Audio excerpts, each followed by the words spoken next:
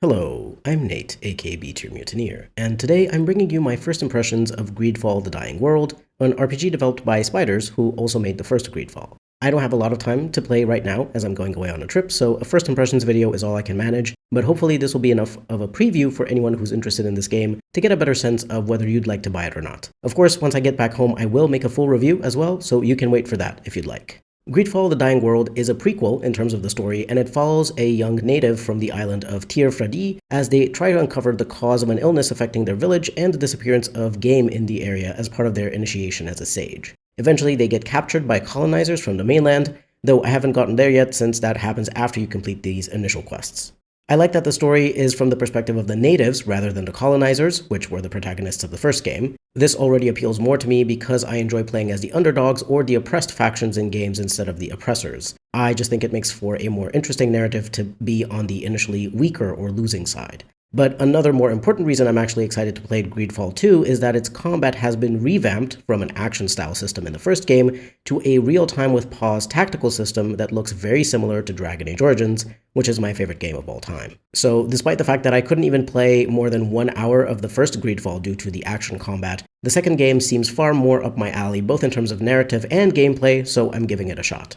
Before we get into it, I'll take a moment to say a special thank you to my members. I appreciate all of you so much, and your support allows me to keep going. Joining as a member would help the channel a lot, but of course only do so if you want to, and if you can afford it.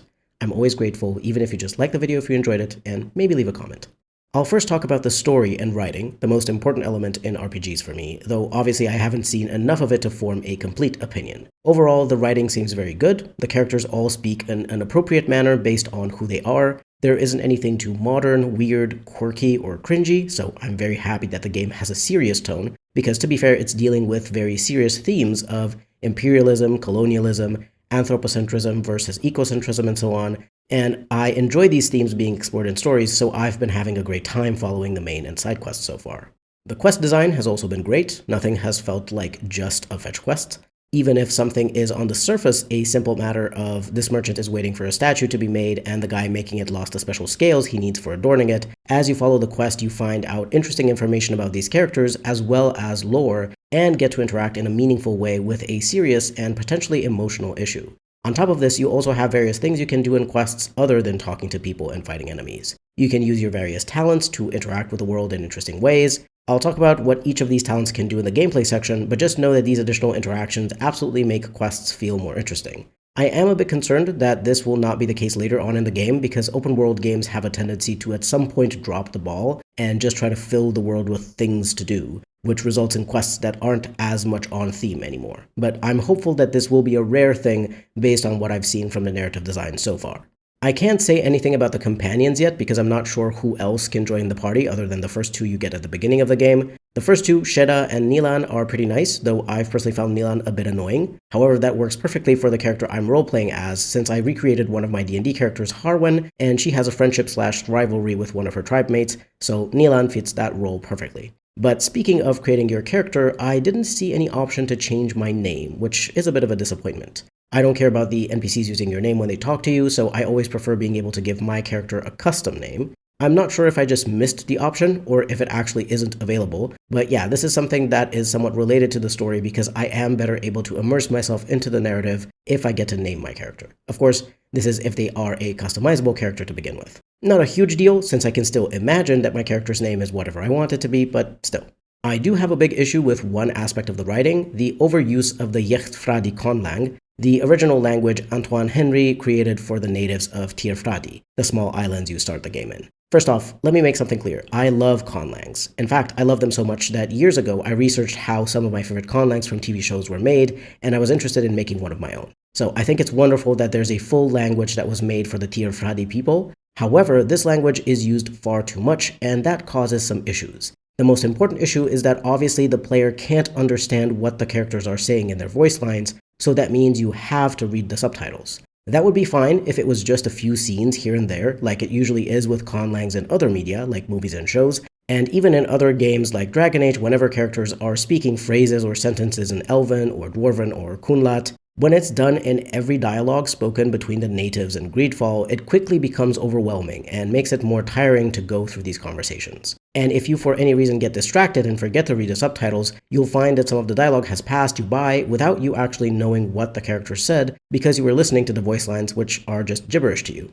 The second, perhaps worse problem is that whenever there is ambient dialogue between NPCs who are using this conlang, the subtitles appear on top of the speaker's head instead of at the bottom of your screen. So if you want to be able to understand what that NPC is saying, you have to stop whatever you're doing and turn around to look at them so that you can read the subtitles. As you can imagine, this gets tedious, and already just a few hours in, I mostly ignore whenever there's ambient dialogue in this language because I don't want to interrupt my gameplay for it. I hope they could change this in a future update and just make the subtitles appear on the top or bottom of your screen, because that would be an easy fix.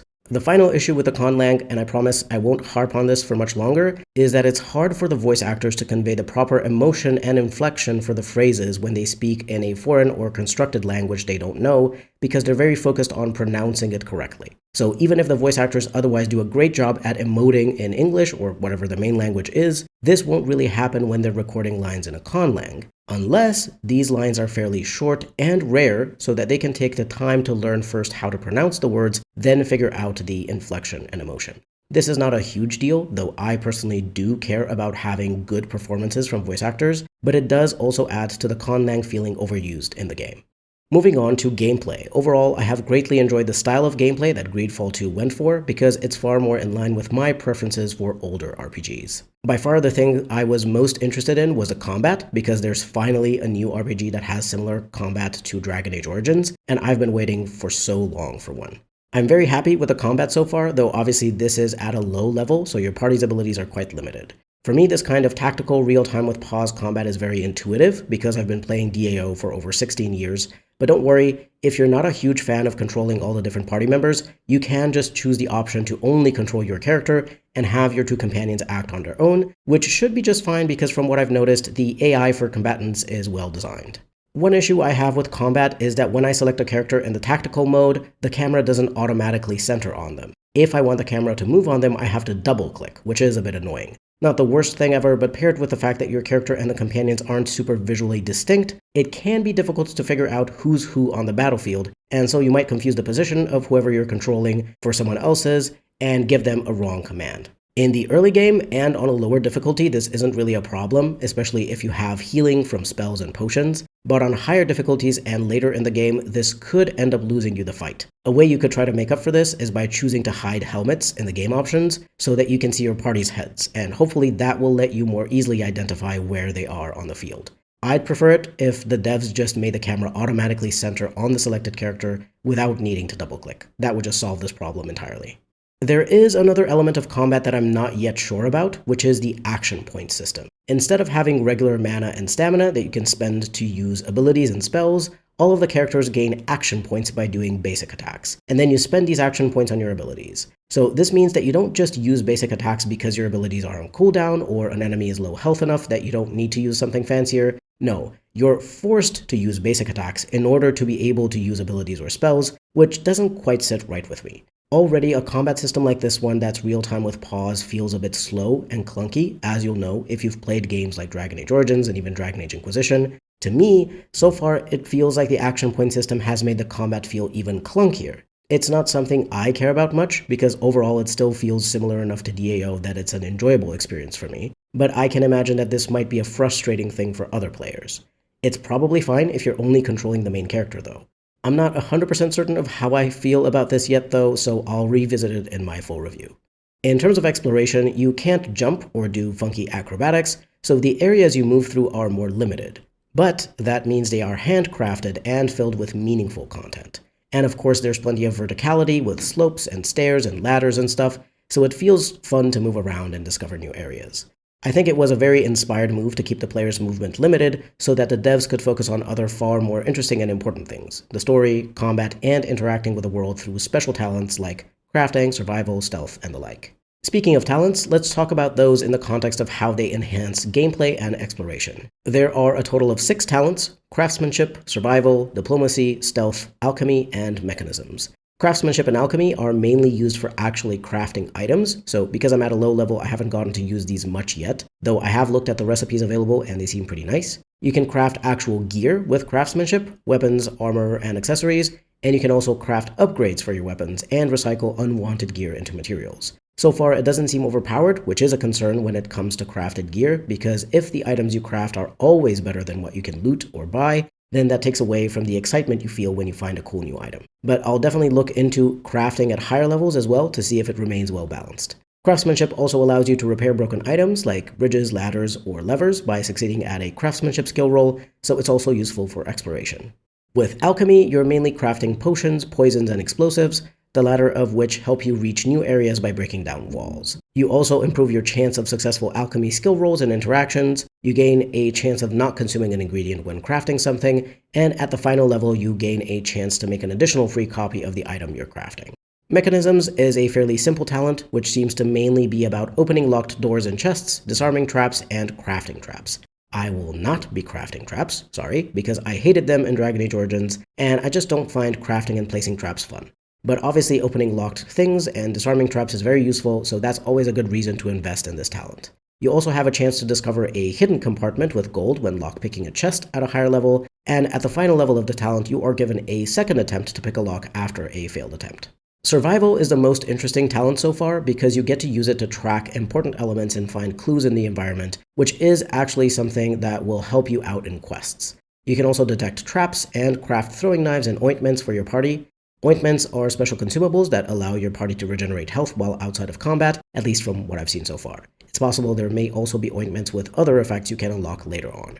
I will say that I have an issue with the tracking mode that you enable to look for things. It puts a grayscale filter on top of everything and slows down your movement, while highlighting interactable things with yellow, blue, or red. That's very nice if you're just using it for the purpose of looking for clues or scouting an area for hostiles, but I personally need to highlight lootable containers in an area because otherwise I will not really notice them. So I have to keep going in and out of tracking mode just to see where the loot is, and it's pretty annoying. I wish we had a separate loot highlight button so that I wouldn't have to keep switching to grayscale for a few seconds every minute or so when I'm exploring. Diplomacy mainly increases the chance of you succeeding at diplomacy skill rolls and dialogue, but at higher levels also reduces the cost of bribes, reduces the purchasing cost at all merchants, and at the final level makes relations with factions improve faster. Obviously a must-have talent for anyone who wants to be able to solve quests and encounters in a non-violent manner. It's kind of hard to succeed at diplomacy early on when you only have 1 point invested in the skill though, which is a bit frustrating because I had to fight and kill a bunch of mine workers when I failed a diplomacy check, and I didn't think that I'd failed the check in a low-level quest, so I didn't think to save beforehand. It wasn't that bad because either way to solve the situation fit my character in terms of role-playing, but keep this in mind and try to save pretty often if you're trying to do a pacifist kind of run.